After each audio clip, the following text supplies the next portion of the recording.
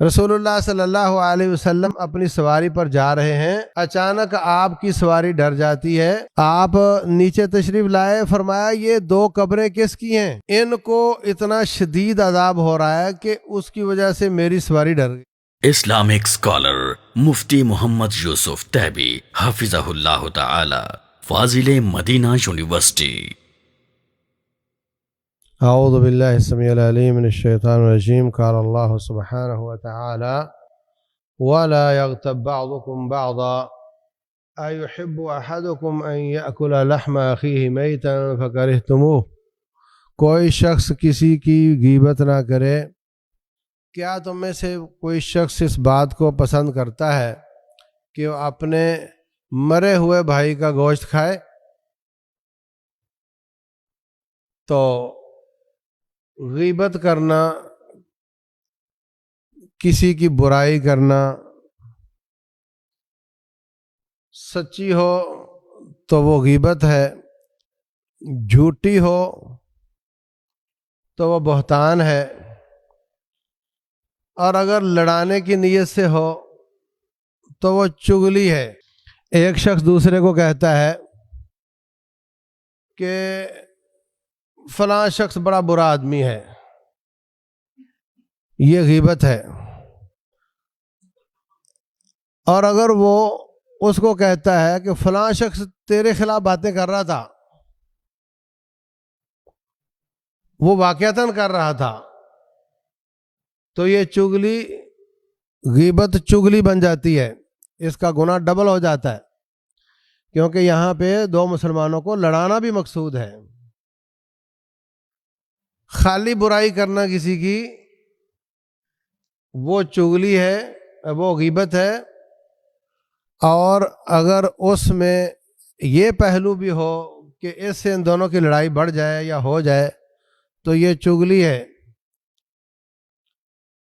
رسول اللہ صلی اللہ علیہ وسلم اپنی سواری پر جا رہے ہیں، اچانک آپ کی سواری ڈر جاتی ہے، صحیح بخاری میں حدیث ہے، آپ نیچے تشریف لائے، فرمایا یہ دو قبریں کس کی ہیں؟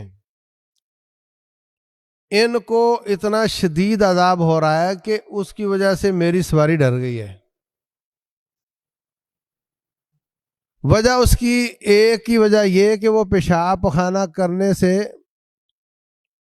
کرتے وقت اپنے آپ کو چھینٹوں سے بچاتا نہیں تھا۔ ہمارے ہاں بھی یہ بڑی سستی پائی جاتی ہے، واش روم کے پاٹ ایسے ہیں کہ ان میں بے احتیاطی کی جائے تو چھینٹے واپس آتے ہیں، تو نل کھول دیا کرو یا لوٹا بہانا شروع کر دیا کرو، پانی میں پیشاب گرے گا تو آپ بچو گے، ورنہ بچنے کی کوئی شکل نہیں ہے۔ قبر کا عذاب ہے اس پر۔ دوسری روایت میں ہے کانا لا یستتر من بولہ، پیشاب خانہ کرتا تھا تو لوگوں کی نظروں سے اوجل نہیں ہوتا تھا۔ آپ کتنے لوگوں کو دیکھا گاڑی کے ٹائر کے نیچے بیٹھے ہوتے ہیں، وہ دیوار کی طرف منہ کر کے بیٹھے ہوتے ہیں، وہ لوگوں کی نظروں سے اوجل ہو کر پیشاب نہیں کرتا تھا۔ اور دوسرے کا عذاب اس وجہ سے ہے کانا یمشی بن نمیمہ، وہ لگائی بجھائی کرتا تھا، ادھر گیا اس کے خلاف بات کی، ادھر گیا اس کے خلاف بات کی، ان کو آپس میں لڑا دیا۔ تو یہ بڑی خطرناک بات ہے۔ اور اگر لڑائی بجھائی مراد نہ ہو، صرف برائی مراد ہو، برائی کرنا اس کی برائی، تو پھر وہ غیبت ہے، فرمایا بھائی کا گوشت کھانے کے برابر ہے۔ رسول اللہ صلی اللہ علیہ وسلم کے پاس حضرت ماعز بن مالک رضی اللہ عنہ آتے ہیں، کہتے ہیں حضرت مجھ سے گناہ ہو گیا، مجھے پاک کر دے۔ آپ نے بار بار سوال کر کے جب یقین کر لیا تو ان کو لے کر گئے جنگل میں، چاروں طرف سے پتھر مار مار کے ان کو رجم کر دیا۔ واپس آ رہے تھے، سواریوں پر سوار تھے، دو صحابی آپس میں باتیں کر رہے ہیں، ایک کہتا ہے اللہ تعالیٰ نے پردہ رکھا تھا، کسی کو پتہ نہیں تھا اس کے گناہ کا، خام خواہ اپنا بھانڈا چوراہے میں پھوڑ دیا اور جانوروں کی طرح پتھر کھا کھا کر دنیا سے گیا ہے۔ اس سے اچھا یہ نہیں تھا کہ چپ چاپ رہتا اور نبی صلی اللہ علیہ وسلم سے بھی استغفار کروا لیتا اور خود بھی استغفار کرتا رہتا، اللہ اس کو معاف کر دیتا۔ رسول اللہ صلی اللہ علیہ وسلم نے ان کی بات سن لی۔ مدینہ آتے ہوئے راستے میں گدھا مرا پڑا ہوا تھا، مرا ہوا گدھا پڑا ہوا تھا۔ فرمایا دونوں کو بلاؤ، بلایا، فرمایا سواریوں سے اترو اور اس کو کھاؤ۔ کہنے لگے حضرت یہ تو گدھا ہے، ویسے زندہ بھی ہوتا تو حرام تھا، اب تو یہ مرا ہوا ہے تو ڈبل حرام ہو گیا، کیسے کھائیں اس کو؟ فرمایا یہ آپ کو حرام نظر آتا ہے، اور جو تم میرے ماعز کی باتیں کر رہے تھے اس کا گوشت کھا رہے تھے وہ ٹھیک تھا،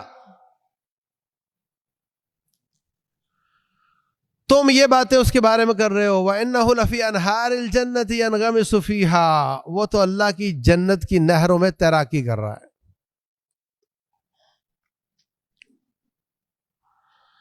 تو یہاں پہ کوئی شر مراد نہیں کہ اس سے کوئی لگائی بجھائی ہو، صرف برائی ہے۔ اس کو کہا کہ یہ گوشت کھانے کے، گدھے کا گوشت کھانے سے بدتر ہے۔ ہم بہت بری طرح اس میں پھنسے ہوئے ہیں، بڑے شدید طریقے کے ساتھ، کیا نیک اور کیا بد، کیا اچھے اور کیا برے، سب شاید کوئی ہزاروں میں ایک ہو جو بچا ہوا ہو، ورنہ بہت بری حالت ہے۔ امام بخاری رحمۃ اللہ علیہ ناقد ہیں، تاریخ کبیر لکھی، تاریخ صغیر لکھی، ان میں راویوں کے حالات لکھے، ضعیف کو ضعیف کہا، جھوٹے کو جھوٹا کہا۔ نیت برائی کرنا نہیں، امت کی خیر خواہی مراد ہے کہ لوگ اس کی غلط روایت پر عمل نہ کر لیں، میرے مصطفیٰ علیہ الصلوۃ والسلام کی احادیث میں کہیں جھوٹی باتیں نہ چلی جائیں۔ حدیث کو بچانا، شریعت کو بچانا، امت کو بچانا مقصد ہے، اس لیے وہ بتاتے ہیں کہ یہ ضعیف ہے، اس کی مت مانو۔ جہاں باقی محدثین یہ کہہ دیتے ہیں کہ یہ آدمی دجال ہے، کذاب ہے، جھوٹا ہے، وہاں امام صاحب یہ کہہ کے گزر جاتے ہیں ترکوہ، محدثین نے اس کو چھوڑ دیا تھا، اور فرماتے ہیں قیامت والے دن میں بڑا گناہ گار ہوں، نہ جانے کیا کیا مجھ سے سوال کیے جائیں، لیکن ایک بات کا مجھے یقین ہے کہ اللہ مجھ سے یہ سوال نہیں کرے گا کہ بخاری تو نے کسی کی چغلی کھائی تھی، کسی کی تو نے برائی کی تھی، یہ سوال مجھ سے نہیں ہوگا، مجھے رب سے امید ہے۔ اتنی احتیاط کی ہے میں نے۔ ہماری کیفیت اتنی خطرناک ہے، اور یہ جو واٹس ایپ، ٹویٹر ہے، اور یہ جو مصیبتیں ہیں، انہوں نے تو ساری حدیں کراس کر دی ہیں۔ آپ ایک پارٹی کے ہیں، دوسرا دوسری پارٹی کا ہے، وہ اس کے خلاف پوسٹ بھیج دیتا ہے آپ کو، فلاں سیاستدان نے یہ گناہ کیا، آپ اس کو پھر اپنے سارے گروپوں میں بھیج دیتے ہیں، دیکھو جی فلاں سیاستدان نے یہ گناہ کیا۔ ہو سکتا سچائی ہو، مگر تو نے تو برائی کر لی نا، تو نے تو اس کی برائی کی نا۔ وہ بڑا ہی برا، وہ بہت ہی کرپٹ، وہ بہت ہی گندا، وہ بڑا بکا ہوا، بڑا ہی غدار، اس کے گناہ پہاڑوں جتنے، مگر اٹھانے والے کروڑوں، بانٹ لیں گے،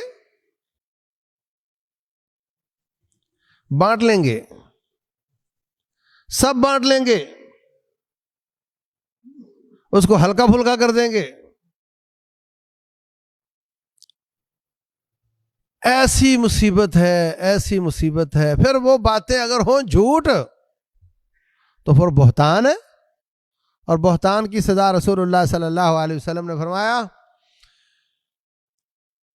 کہ بہتان باندھنے والے کو اسکنہ اللہ فی ردغۃ الخبال، ابو داود میں ہے، اللہ تعالیٰ اس کو جہنم کا وہ پلاٹ عطا کرے گا جہاں سارے جہنمیوں کا خون اور پیپ بہہ کر آ رہا ہوگا، اس میں رہے گا وہ.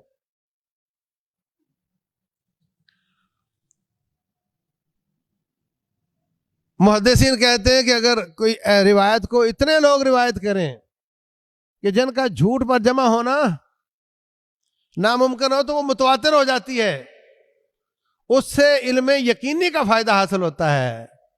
آج تو سارے قاعدے ٹوٹے پڑے ہوئے. کیا عراق کے پاس مہلک ہتھیار تھے؟ مگر اس روایت کو کتنے کروڑ بیان کرتے تھے، کتنے کروڑوں لوگ اس روایت کو بیان کرتے تھے کہ اس کے پاس مہلک ہتھیار ہیں، اور سب جھوٹ تھا. اتنی بڑی تعداد ایک بات پر جمع ہو چکی ہے اور وہ جھوٹ ہے.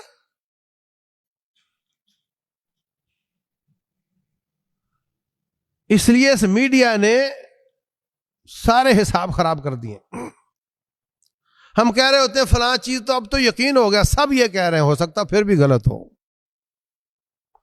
ہو سکتا ہے آواز کسی اور کی ہو اور شکل کسی اور کی لگائی ہوئی ہو سکتا ہے دھڑ کسی اور کا ہو، گردن کسی اور کی ٹھوکی ہوئی ہو اس میں، اور آپ کے پاس آتا ہے اچھا یہ اتنا برا آدمی ہے، یہ اتنی برائی کرتا ہے، دھڑ کسی اور کا ہے، سر کسی اور کا ہے،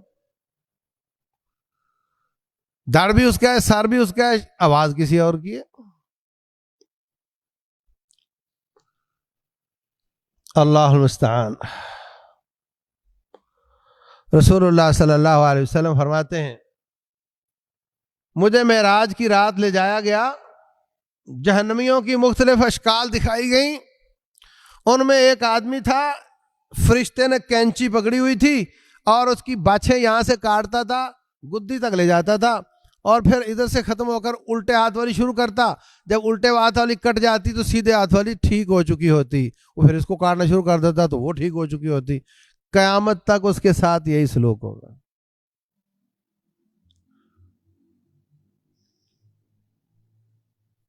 پوچھا گیا اس کا کیا جرم ہے؟ فرمایا یہ جھوٹ بولتا تھا اور اس کا جھوٹ آفاق تک چلا جاتا تھا. ٹویٹر ہی چلاتا ہوگا، فیس بک ہی کھیلتا ہوگا، ورنہ اس زمانے میں جھوٹ آفاق تک کیسے جا سکتا تھا؟ بہت مشکل تھا. بڑی خطرناک بات ہے، بہت خطرناک بات ہے. کہاں جائیں گی نمازیں اور کہاں جائیں گے روزے اور کہاں جائیں گے تقوی، جب اتنے لوگوں کا بوجھ سر پہ آئے گا جن کا بوجھ ہم اٹھا لیتے ہیں. اللہ المستعان. وَبَدَا لَهُم مِّنَ اللَّهِ مَا لَمْ يَكُونُوا يَحْتَسِبُونَ. قیامت والے دن وہ چیزیں ظاہر ہوں گی جس کا تو نے کبھی سوچا نہیں ہوگا. اس طرح کی چیزیں ہوں گی جس کا سوچا تک نہیں ہوگا اور وہ گلے میں آ جائے گی. اس لیے ہوشیار ہو جاؤ، اپنے ہاتھوں کو روک لو، اپنی زبانوں کو روک لو.